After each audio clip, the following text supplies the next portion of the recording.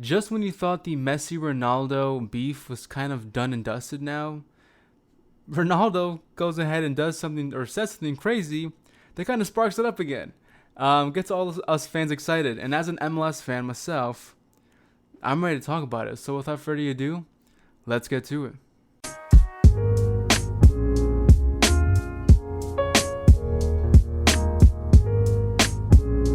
Hey, did you know that while you're watching stuff on YouTube and you find something you really like, you could just hit the subscribe button, the like button, and comment, and it would really help that person's video and also help you get more of that content in the future. So think about that. Just a little tip for YouTube.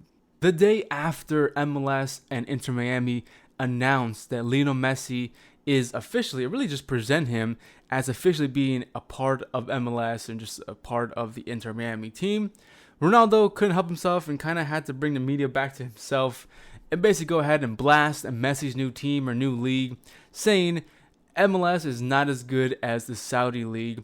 Also saying stuff like, the Saudi League, I helped pave the way for international superstars to come to this great league. So Ronaldo, in his perspective, he thinks that the Saudi League is way better than MLS, and maybe in terms of what, like maybe money or on the field stuff. All that we're gonna talk about today on the channel, guys. If you like what you're seeing, please subscribe down below. We're going to really get into it. And if you guys watch either of these leagues, let me know what you guys think about your own prospective league and also against the opposing league. Okay, let's just talk about it. Something that makes me wonder or bothers me is that, is the Saudi League legit, or is it just another super league like Russia from like 2011 to like 2014, or the Chinese Super League, which came right after Russia, like 2014 to like 2017, that somewhere in that ballpark, where players were going from Europe or South America, big name players, and I mean like not too big, but players with a lot of notoriety going to these leagues that were kind of obscure, kind of really not in the mainstream media of world football. So it really didn't make sense back then. And I guess for some fans, including myself, it doesn't make sense now. So you're going to say, maybe you Saudi fans are going to be like, hey, Drew, well, why are people okay with players going to MLS instead of going to the Saudi League? Well, I'll rebuttal with this, that a lot of like football fans are kind of upset that players, or like their best players, are going to the Saudi League because most of them right now are in their primes or in some really good form, that they feel like those players could still offer some really good high-level competition performances at the highest calibers in Europe's top 5 leagues.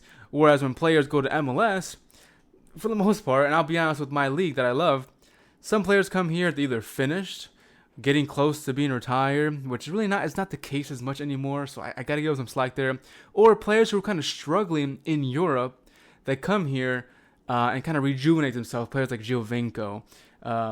Just all I can say right now. But then also, MLS is also now not just becoming a league that buys players from Europe or designated players who are kind of older in age, but also players from South America, some young talent, also developing some nice homegrown talent as well. So MLS is not just a league to retire, it's a league where it was trying to build a foundation to become a really good league, instead of just buying a bunch of players one after the other and just offering a shit ton of money. It's way, way different. So the way the Saudi League operates, the way MLS operates, it's completely different. MLS can't throw that money at players because of a salary cap which is kind of absurd for the most part, but also because why throw so much millions at a player just to get him to come here?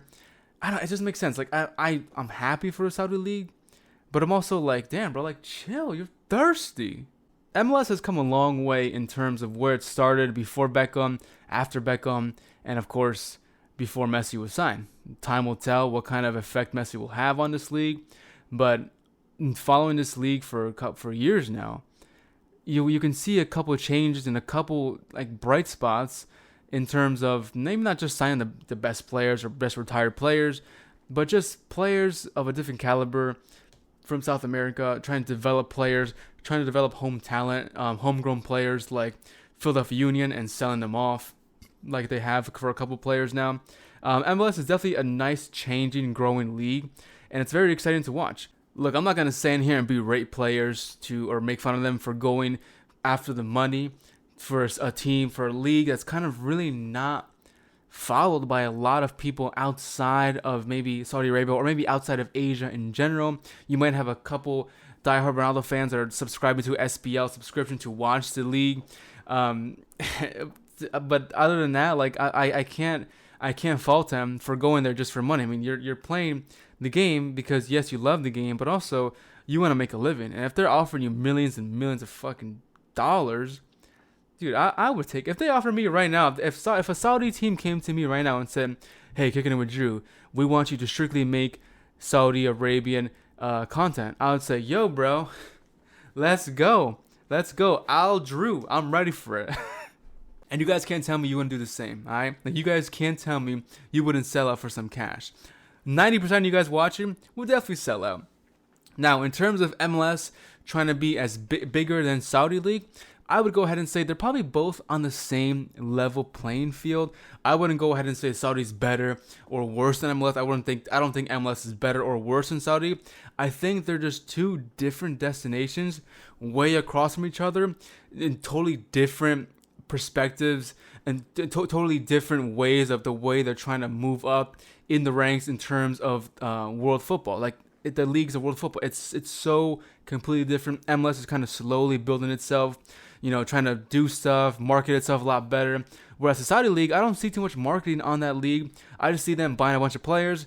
Now, because they're buying all these players, I'm sure that the executives of the league, or just even like people involved in this whole Saudi takeover, are definitely looking at other places they can kind of showcase their league somewhere more accessible, where a lot more Americans or Europeans have access to. Maybe places like beIN Sports, ESPN, Fox Soccer, definitely not Apple TV because MLS is there, but stations like that, like networks like that, where they can kind of network themselves into more American and European households to kind of gain more fans and see that the league is not as bad or washed as you guys may think it is. Is it comparing to the championship? Hell no, bro. Fucking Ronaldo's team, the day he said this, his team just got whooped by a friendly from the bottom of the table, La Liga side, Celta Vigo, 5-0. They just defeated Al Nassr 5-0. Granted, Ronaldo came off at halftime when it was 0-0, but still 5-0 for that's embarrassing. But then again, Messi's team in MLS is bottom of the fucking Eastern Conference, bottom of the table, basically. They suck. Will he and Busquets change it? I don't know. Probably not. If you guys think that MLS is going to follow Saudi's footsteps in terms of trying to bring a bunch of big name players in their primes, in the midst of their careers right now, you're crazy. MLS don't got that fucking money. MLS don't got that drive to bring all these players. They're more focused on, just developing their league in a different way. Whereas the Saudi League is kind of there just trying to buy their way up the board, buying a bunch of really good players who are really good, big name players, and see what they can offer the league and see what kind of fans they could bring over. And then like I said before, I'm sure that this league is looking at networks where they can kind of present themselves, on every weekend for their games to kind of showcase their leagues to people to watch it. Because I feel like I have really never seen a lot of highlights from this league, even on Twitter. Obviously, I'm not looking for it, but usually, like MLS, they market the shit out of their league. I want to see some more of that from Saudi League, and then we'll start talking about who's more accessible or who's more better, Look, I've been a fan of the beautiful game since I was born, okay? For years, man. I'm 31 years old. I can't remember a day where I didn't love this sport or want to watch the sport every fucking weekend, every day. And I don't think Saudi's breaking the sport. I don't think they're ruining it. I think they're just trying to be included in the conversation, just like MLS. Both of these leagues want to be in the conversation in terms of how good this league is compares to the rest of the world. They want to be in the top 5. They want to be the top league in the world, both of them. They're just both doing it in different ways, and I can respect that. So let me know your guys' thoughts down below, what you guys think about the Saudi League, MLS, or about this shirt, because I was kind of self-conscious, but I feel pretty good about it. Anyway, thanks for kicking with me. I'll see you guys next time. Peace.